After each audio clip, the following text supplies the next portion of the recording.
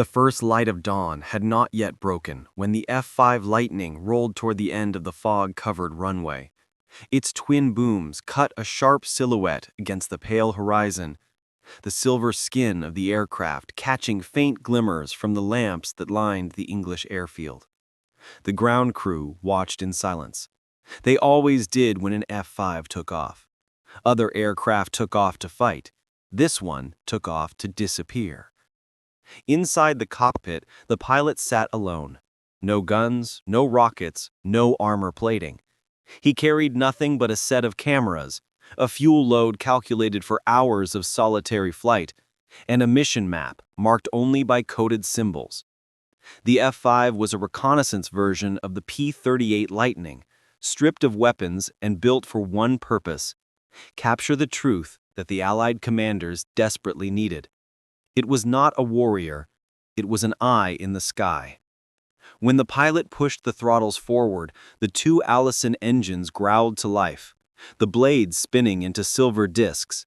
The aircraft surged down the runway, lifted with a clean, effortless rise, and vanished into the low morning clouds with the quiet confidence of a creature born to hunt. By late 1943, the war had entered a phase that depended as much on knowledge as on firepower. Rumors spread across Allied intelligence offices about German secret weapons hidden along the Baltic coast. Peenemünde was whispered about in code rooms, briefing halls, and underground bunkers.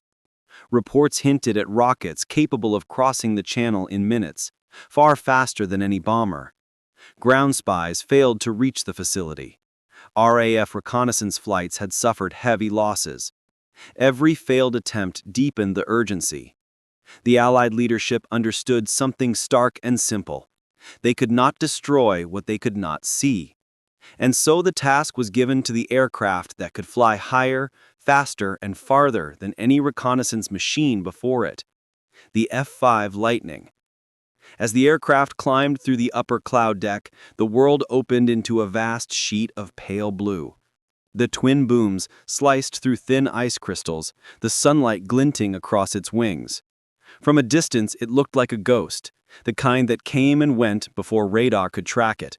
That was exactly why it was chosen. The F-5 could outrun most German fighters at altitude. It could reach 30,000 feet with ease. It could travel immense distances on its long wings, and without guns or ammunition, it carried only one burden weight: the burden of proof.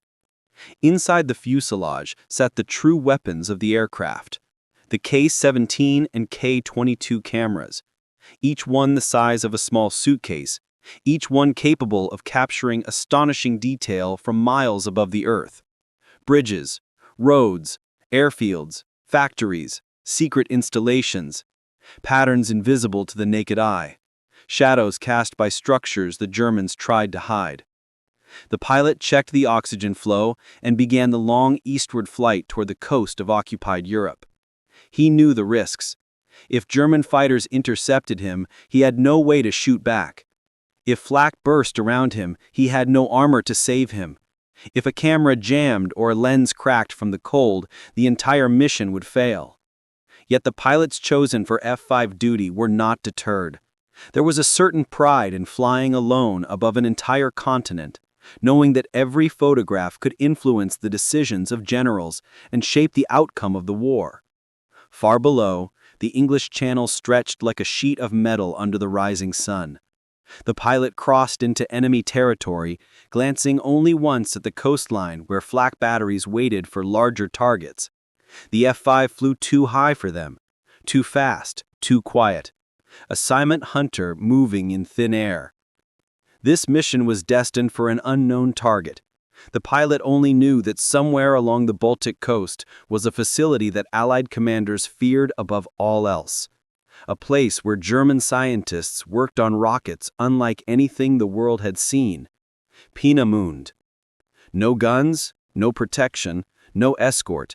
Just a camera and the courage to fly straight through enemy-controlled skies. As the aircraft crossed deeper into Europe, the pilot scanned for contrails. Me-109s often hunted lone scouts. FW-190s waited in formations above cloud layers. But the lightning's speed kept it safe. Few German fighters could match its climb rate or endurance. He reached the target area just before the sun rose fully. The Baltic coast shimmered with mist. Below him lay the installation. Long shadows betrayed the shape of launch pads. Tracks marked the movement of large vehicles. Rectangular structures formed patterns that no Allied analyst had ever seen. He activated the cameras. The shutters clicked with the steady heartbeat of a machine capturing secrets the enemy believed were invisible. The pilot flew straight and level, not swerving, not dodging. The cameras required stability. In that moment, the F-5 became the most important aircraft in Europe. The images captured that morning would travel to photo labs in England, then to interpretation rooms, where analysts would lean over stereoscopes and gasp at what they saw. The first undeniable proof of the V-2 program. The evidence Eisenhower needed to order Operation Hydra. The documents he later called the most important photos of the war. As the pilot turned back toward England, the engines humming with effortless rhythm, he allowed himself a breath of relief. The aircraft had done its job, and for the first time, Allied commanders had a clear view of the threat that loomed across the channel. The F-5 Lightning climbed higher, vanishing once again into the clouds. It was not a bomber, it was not a fighter. It was something more valuable. It was the spy in the sky, the unseen witness that would shape the future of the war long before the first soldier stepped onto the beaches of Normandy. The morning after the first successful reconnaissance run, Allied intelligence rushed the processed photos into the interpretation unit at RAF Medmenham. Analysts bent over stereoscopes, breathing quietly, their eyes widening as they adjusted the overlapping frames. Long shadows, cylindrical shapes, rail lines that did not match any known aircraft or bomb stockpiles. A launch table, an assembly hall, a test stand pointing toward the Baltic Sea. It was the first clear confirmation that the Germans were constructing a new kind of weapon. A rocket. A terror bomb. Something faster than interception. Something no fighter could shoot down. But before Allied commanders could commit to a strike, they needed more proof. More angles, more detail, more images. And so the order was sent back to the same squadron. Another F-5 would return to Peenemünde, this time flying deeper, staying longer, and capturing everything the Germans hoped to hide. Before dawn, the pilot performed his ritual. He walked around the aircraft, touching each panel, each rivet line, listening to the soft ticking of cooling metal from the night. The F-5 seemed to breathe in the cold morning air, eager to launch again. The ground crew loaded fresh film into the K-22 cameras and wiped frost off the lenses with practiced hands. There was a quiet seriousness in the hangar. Everyone understood that the future defense of London might depend on what this single aircraft could bring home. The F-5 departed with a long, smooth takeoff and climbed toward the thinning atmosphere. The engines hummed with a perfect mechanical rhythm, their exhaust streams stretching behind like thin silver threads. The pilot leveled off above 30,000 feet, adjusting oxygen flow and checking the camera heaters. Below him lay a sleeping continent, shrouded in early morning haze. He crossed the Baltic coast near Rügen, where German radar crews monitored the skies for Allied bombers. But the F-5 presented a challenge to the Freya and Würzburg systems. Its thin profile and high altitude made it blend with the background clutter. German operators noted a faint trace on their screens, but it vanished before they could confirm it. As the pilot approached Peenemünde, the sun began to rise, revealing the sprawling complex in muted gold. From this height, the facility looked like a giant puzzle spread across the coastline. He could see the rocket assembly hall with its long roof. He saw the test stands with their blast marks. He saw cranes, storage buildings, and transport rails winding through the trees. He activated the cameras. Their shutters began clicking rhythmically. Every second captured another frame. Every frame carried information that could change the war. He held his course steady. That was the discipline of the F-5 pilot. No weaving, no evasive maneuvers. The cameras demanded precision, and precision meant vulnerability. He flew in a straight line while the coastline glittered beneath him, fully aware that German anti-aircraft batteries were waking up, scanning the skies. A formation of Me-109s scrambled from a nearby airfield. Their engines screamed as they climbed. The pilot saw faint specks rising below him. He checked his altimeter. The F-5 remained too high for the German fighters to intercept quickly. Their climb rate could not match the Lightning's advantage. Still, he increased throttle, using speed as his shield. He knew that if they caught him, he would have no guns, no armor, and no chance. The cameras kept working. The Me-109 struggled upward and began to fall behind. The pilot turned slightly west, keeping the complex in frame for the final shots. The shutter noise echoed in his headset like a mechanical heartbeat. When the film canisters finished their cycles, he exhaled deeply. The hardest part was done. He kept climbing, letting the cold, thin air wrap the aircraft in a blanket of silence. The Germans would not reach him now.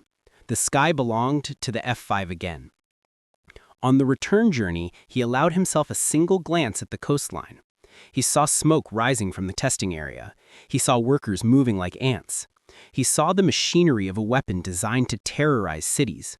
And he knew he had captured something vital, something few people in the world had ever seen clearly. Back in England, the developed photographs caused a shockwave. Analysts spread the frames across large tables, tracing shadows with pencils, measuring distances with rulers. They identified assembly halls, fueling stations, rocket stages, and concrete launch pits. The evidence was no longer theoretical. The V-2 was real. The photos reached Eisenhower and the combined chiefs of staff within hours. They were passed from hand to hand, the weight of their implications sinking into every face that studied them. These images confirmed not only the existence of the rocket program, but its scale, its readiness, and the urgency of stopping it. Within days, the RAF prepared Operation Hydra, a massive night raid targeting Peenemünde. The photos dictated everything: routes, altitudes, aiming points, even deception tactics meant to confuse German radar. When the Lancaster bombers roared over the Baltic coast that night, they were guided by the vision of one aircraft: the silent hunter, the unarmed scout that risked everything to see what no one else could see. And when the bombs fell, they landed with devastating effect, destroying key facilities and delaying the V-2 program by months. A delay that meant lives saved in London, Antwerp, and every city within the rocket's reach. The F-5 did not drop a single bomb that night. It did not fire a single round. But it struck the first blow. Its photos were the trigger. Its courage was the weapon. And Peenemünde would never be the same again. By early 1944, the war had entered a new phase, one defined not only by battles and bombers, but by illusions. Hitler and his high command knew the Allies were preparing to return to Western Europe. They did not know where. Fear drove them to build defenses along the entire Atlantic Wall, but one place received more attention than any other: Pas-de-Calais. It was the closest point between England and France, the narrowest stretch of the Channel, the most logical place for an invasion. And Hitler was certain that the Allies would strike there, so certain that he poured concrete and steel into the region until it bristled with batteries, bunkers, radar stations, and artillery pieces. Yet the Germans went further. They built an entire false army group in the region: decoy vehicles, fake landing craft, wooden tanks, inflatable trucks, dummy fuel depots, everything carefully arranged to trick Allied reconnaissance. Photographs did not lie, the Germans believed, so they created sites worth photographing. But the deception was a two-sided game. The Allies wanted the Germans to believe Calais was the real target. Operation Fortitude South created fake radio traffic, fake unit insignias, and even a phantom army commanded by George Patton. Meanwhile, the real invasion force gathered silently in the south of England, preparing for Normandy. In this war of shadows, vision became the most powerful weapon, and the aircraft that carried that vision was the F-5 Lightning. Every day, under cloud cover or in bright winter sunlight, F-5s lifted from RAF Mount Farm and other reconnaissance bases. They followed strict routes toward Calais, flying at altitudes where German flak was blind and fighters struggled to intercept. Their mission was simple: to see the truth beneath the illusion. An illusion can fool ground observers, it can fool spies, it can fool rumor, but it cannot fool physics. That was the quiet advantage the F-5 exploited. From 30,000 feet, the Lightning's cameras recorded everything the Germans had constructed, but they also recorded everything that Germans could not perfectly fake. One morning in March 1944, an F-5 approached the coastline north of Boulogne. The pilot flew steady, adjusting trim, ensuring the cameras captured clean, overlapping frames. Below him lay rows of what appeared to be tank battalions, camouflaged under nets. A convincing sight, but the pilot, trained to look for patterns, recognized something odd. No tire marks in the mud, no fuel stains, no movement, no tracks leading into forest edges, no heat distortions. He activated the cameras. The Germans had built tanks, but not the earth they sat on. A few days later, another F-5 flew over a supposed airfield near Pas-de-Calais. The photographs revealed dozens of fighter silhouettes, perfectly spaced, wings gleaming. Except the shadows fell wrong. Each shadow was too sharp, too uniform, and too long for the time of day. The aircraft were wooden replicas, their angles slightly off, their dimensions rigid. No maintenance crews, no refueling trucks, no dispersion stains around the bays. The analysts at Medmenham compared the morning and evening photos. The fake shadows betrayed the trick. More missions exposed more deceptions. Inflatable trucks that sagged slightly under strong wind. Dummy landing craft that never changed position. Fake radio towers with no wires. Fuel tanks without supply roads. The Germans had created an impressive illusion, but every detail that did not match the physics of real military activity was captured frame by the F-5. The pilots understood that their photos could not only confirm deception, but shape strategy. If the Germans believed the Allies were fooled, they would keep their armored divisions in Calais even after the real invasion began. And Eisenhower needed those divisions frozen in place for at least 2 weeks after D-Day. The stakes could not have been higher. One F-5 mission in April revealed a critical weakness in the German deception. Near the village of Weissend, the Germans had constructed a series of bunkers intended to mimic fortified batteries. From ground level, they looked real, but from above, the F-5 photos showed that the roof vents were wrong. Real bunkers vent smoke or heat differently. These did not. The vents were painted shadows. Another mission caught a glimpse of supposed artillery positions, yet no shell craters surrounded them, no spent casings, no trenches. It was theater. The F-5 pilots laughed sometimes, not of mockery, but in awe at the scale of the German effort. They were building an entire imaginary army, and the F-5 was stripping it bare. Still, the pilots never relaxed. German fighters stalked the Calais region aggressively. FW-910s lurked between cloud layers. Me-109s launched from Saint-Omer and Cambrai, climbing hard to intercept any high-flying aircraft. But the Lightning's climb rate kept it alive. Often a German fighter would reach firing range just as the F-5 nosed down into a shallow dive and vanished behind a cloud bank, slipping away with the speed that made it a legend. Back at Medmenham, the analysts layered one set of photos atop another, like translucent windows. They watched the deception unfold, day by day. They traced the placement of decoy tanks. They documented the construction of dummy landing craft. They mapped the radio deception nets. And each discovery strengthened their conclusion. Pas-de-Calais was a trap. Normandy, quiet and under-defended by comparison, was the true opening in the Atlantic Wall. That conclusion would not have been possible without the F-5. Ground spies could not see it. Radio intelligence could not confirm it. Rumors proved unreliable. Only the eyes of the F-5, gliding above the coastlines in silent sweeps, revealed the truth. In April 1944, the findings were sent to Eisenhower. The deception was working. The Germans were convinced. Panzer divisions remained at Calais. The F-5 had confirmed what the Allies hoped. The enemy was looking the wrong way. And Normandy awaited. By the spring of 1944, the cold rain of England had become a familiar companion to the pilots of the F-5 Lightning squadrons.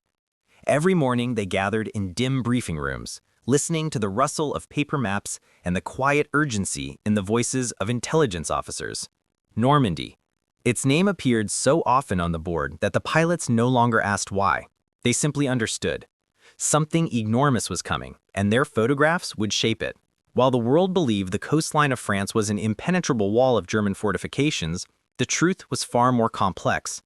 The Atlantic Wall was a patchwork of strong points, trenches, gun nests, minefields, and anti-tank obstacles. Some sectors were formidable, others were neglected. But the Allies could not afford guesses. They needed exact locations of every bunker, every gun, every obstacle, every road, every bluff, every stretch of sand. And the only way to obtain that information safely was from the sky. The F-5 Lightning became the primary instrument of that immense effort. From March to June of 1944, F-5s flew thousands of sorties along the French coast. They crossed the channel alone, skimming clouds in the pale morning light. The pilots knew that every flight mattered. Every roll of film meant lives saved. Every image brought the invasion one step closer. The beaches of Normandy appeared gentle from altitude, curving bands of tan and white, calm water, cliffs rising from green fields. But the photographs told a different story. They revealed trap after trap. On Omaha Beach, the F-5s captured sharp patterns in the sand, rows of wooden stakes driven into the shore to impale landing craft. Inland, the photos showed layers of barbed wire, trenches, concrete bunkers dug deep into the bluffs, and machine gun nests positioned to sweep the sand with overlapping fields of fire. Along Utah Beach, the aircraft recorded obstacles hidden beneath shallow water, check hedgehogs, log ramps braced with mines, scattered tank traps. The analysts at Medmenham leaned over their stereoscopes for hours each day. They studied every shadow, every indentation in the earth, every angle of sunlight on concrete. They could identify the caliber of a gun by the length of its shadow, the thickness of its blast wall, or the smudge of powder marks around its firing slit. They extracted measurements from the frames with such precision that the invasion planners could map the coastline almost to the inch. Meanwhile, the F-5 pilots flew through constant danger. The Germans knew that Allied reconnaissance aircraft were gathering data.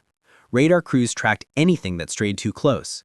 Flak batteries hidden in fields fired blindly at distant contrails. FW-190s waited between cloud layers hoping to catch a lone lightning unaware. But the F-5 pilots used altitude and speed as their shield. At 30,000 feet, they were beyond the reach of most guns. And if a German fighter did appear, they relied on their engines, the same engines that had made the P-38 feared in every theater of the war. There were no guns to return fire, no armor to absorb hits, only the throttle and the courage to trust it. Some missions flew in dangerous weather. Low clouds, icy winds, and sudden turbulence threatened to shake the aircraft off course. But the cameras required stability. The pilots had to hold straight and level flight while the aircraft bucked against the wind. Their hands gripped the yoke as the cameras clicked steadily behind them, capturing the vital frames that would become the blueprint of the invasion. Back in England, engineers and planners used the photographs to build massive three-dimensional sand table models of the Normandy coastline. These models became tools for generals, naval officers, infantry commanders, and airborne planners. Soldiers preparing for the invasion studied the images so carefully that some units could describe the shape of buildings and trenches on beaches they had never set foot on. The F-5 photographs also revealed the best drop zones for paratroopers and glider infantry. They identified hedgerows that could block movement, roads that could support tanks, bridges that needed to be seized, and areas likely to be flooded by the Germans. Every detail mattered, and the pilots knew it. One F-5 pilot wrote in his journal that he had flown over Normandy so many times he felt as if he could walk the beaches blindfolded. He learned the shape of each bluff, the curve of each inlet, the location of every German bunker. Yet he understood that his knowledge would never be used for himself. It would be used for the thousands who would storm those beaches in the first light of June. As June 6th approached, the tempo of missions increased, the weather grew worse, the tension rose, but still the F-5s flew, under clouds, through rain, across the channel again and again, capturing more frames, confirming last-minute changes, ensuring no new gun or obstacle escaped notice.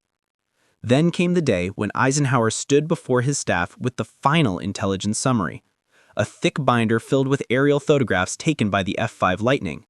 Thousands of images, thousands of details, the entire coastline mapped with surgical precision. He placed a hand on the binder. "These," he said, "are the most important photos of the entire war, because without them, D-Day would have been fought blind." When the invasion fleet finally crossed the channel under the cover of darkness and dawn, it did so armed not only with bravery and firepower, but with knowledge. Knowledge gathered by a handful of pilots flying unarmed aircraft through enemy skies to capture the truth. On June 6th, as landing craft crashed against the surf and paratroopers drifted through the night, the F-5 Lightning was nowhere to be seen. Its work had already been done. Its eyes had already shown the world what lay on those beaches, and the course of history changed because of it. By the time the first waves of troops stormed ashore at Normandy, the pilots of the F-5 Lightning had already completed their part in the most complex invasion in history.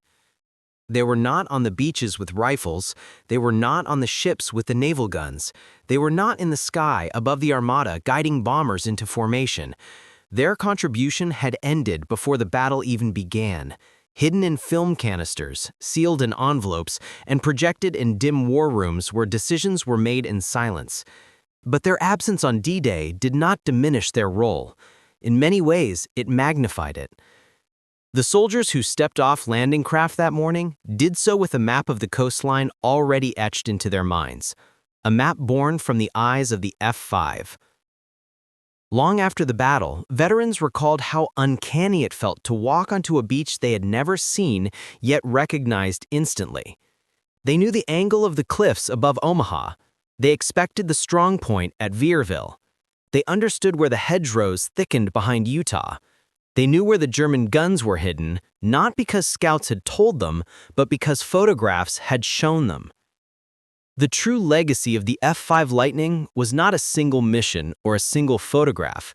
It was the understanding that information could be a weapon more powerful than any bomb. After D-Day, the F-5 Lightning continued its relentless work. It photographed every German retreat, every newly fortified position, every bridge still standing, every train yard still active.